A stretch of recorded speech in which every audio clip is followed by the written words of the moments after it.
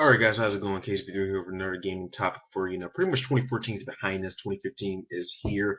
Definitely a lot of great games that's supposed to come out this year. That's what makes it very great. A lot of games that got delayed. 2014 is coming out 2015. Batman Arkham Knight.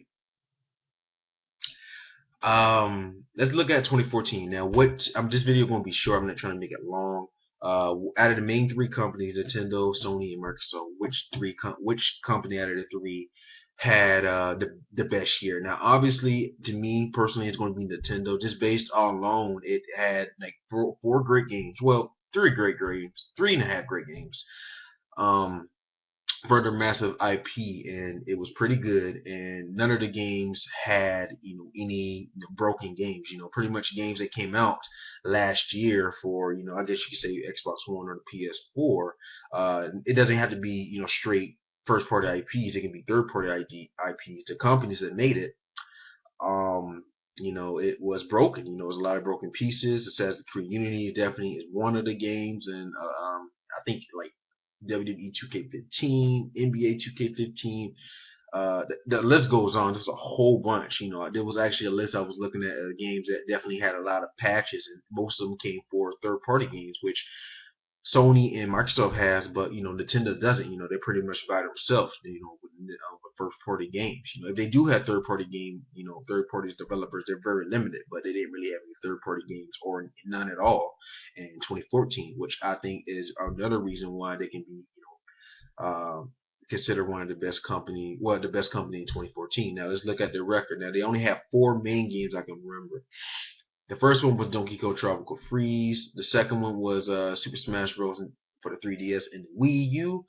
Third one was Mario Kart 8, which I think sold pretty well. I think it was like the second best selling game on Nintendo Wii and Wii U, and pretty much, it set some records, and pretty much the same thing for Smash Bros. I think Smash Bros. Sold about 3 million, either 3 or 2 million, in like the first weekend or something like that within the lines. I don't know how much it sold recently now. I haven't really caught up with it, but it's selling like hotcakes. And then pretty much you had some Toad, adventure game, which it's a Mario game because pretty much Toad is a character from there, so it implemented probably some Mario gameplay with some new stuff from Toad. We never seen Toad do anything, I don't think. So I think Nintendo fans were going to buy it eventually. It doesn't matter because it is a Mario game. And I'm pretty sure it's pretty good. It's coming from Nintendo. Nintendo rarely make any bad games or anything like that. And pretty much they don't really make any broken games or really have any main issues. The only issues I heard was like two patches for Super Smash Bros. And those wasn't really any game breaking issues or bugs. They were actually,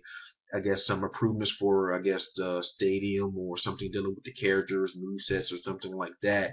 And they're focusing on some other stuff right now. But overall, Nintendo takes the cake for me. Now, who's number two, number three? I guess it depends on your, how you look at things. So pretty much, they sort of kind of had a little average year. Sony only had like two main ones.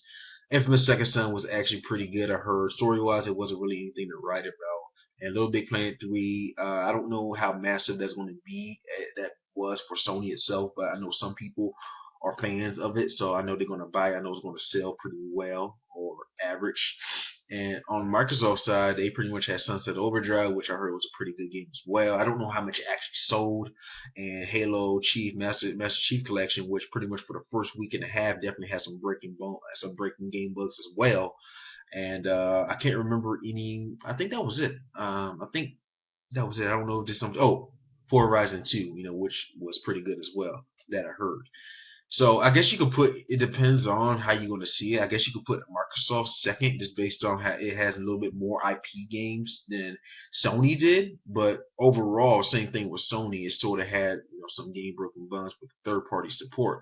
So I would probably put Microsoft second and Sony third. Nintendo's definitely going to be number one just based on the stuff they did alone, and they didn't even have no third party support. So that's pretty much about it. Like, comment, subscribe. Let me know what you think. What main company out of Nintendo, Sony, and Microsoft is number one for you? Which did the best? Which did the least? I really like to let you know. Want to know in the comment section. It's pretty cool.